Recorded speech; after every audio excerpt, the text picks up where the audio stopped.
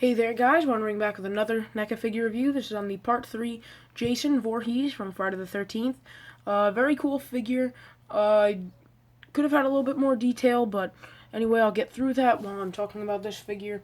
We'll start off with the accessories. He comes with two, his mask and the machete.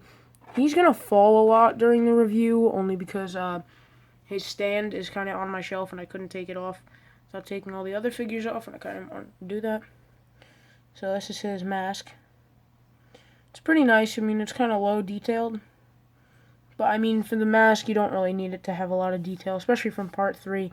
It was basically just a tan mask with a couple little parts of smudging, stuff like that. It's a pretty good mask. I like the straps, even though they're plastic. I still think they look pretty good. Here's Jason's face. Really, is it? No, the eye's not even painted, except for one little black pupil. They kind of left those. Not really happy about that, but whatever. Alright. So here's a machete. I mean, not too much of significant detail. It's definitely reflective. I like that. The handle is probably my favorite part. I mean, they kind of do them the same. Come on, focus. They kind of do them the same per figure, but I just love the way the handles look, especially from Neca. There were multiple versions. There was the battle damage, which came with an axe, and it was in his forehead that you can take out and stuff, and his mask was chipped, and he had blood all over his face. I got the regular version, which is kind of just him like this, with this little patch of blood right there. But I am missing the harpoon. He came in the machete, mask, and harpoon, but I'm missing the harpoon. I just lost it over all the years I've had this one. I'll try to read what year this came out in.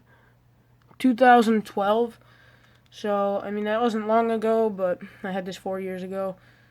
So, over the years of me moving it, putting it in different spots and stuff, it kind of just got lost. Nice vein work, though, on the head. Ears, cool. I'll go over articulation right now before I forget, like every other video. So he has a ball-jointed head. It's kind of stiff.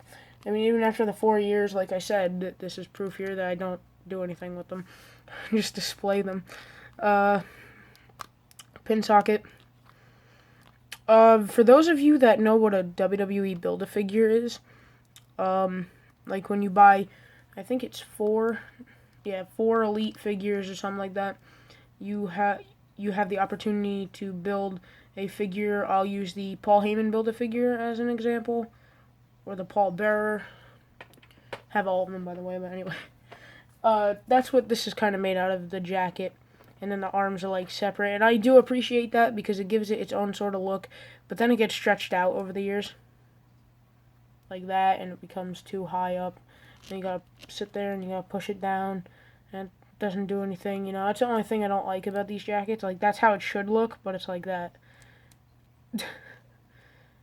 But it doesn't hinder the articulation or anything, which is cool.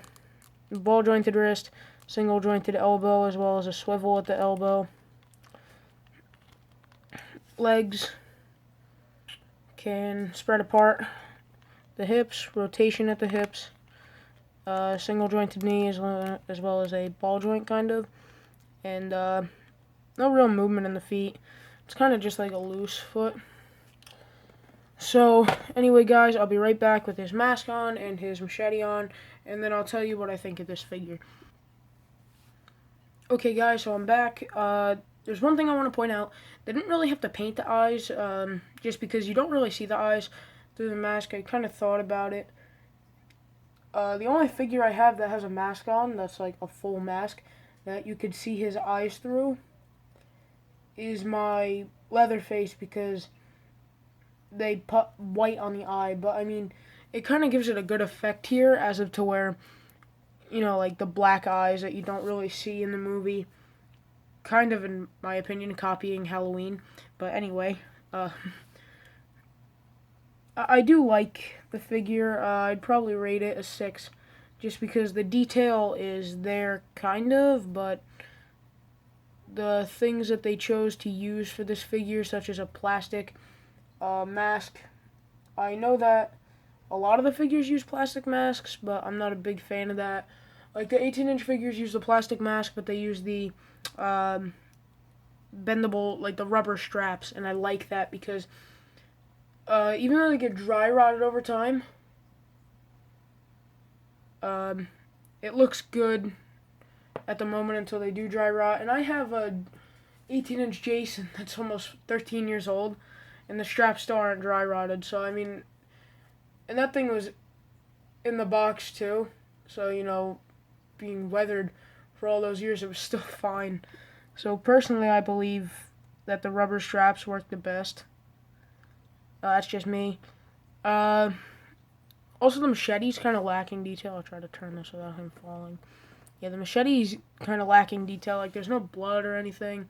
If I had the harpoon, it's pretty cool. Go check out other people's reviews because they do have the harpoon, but I don't. So, anyway, guys, remember to like, favorite, share, comment, and subscribe. And I'll see you guys later.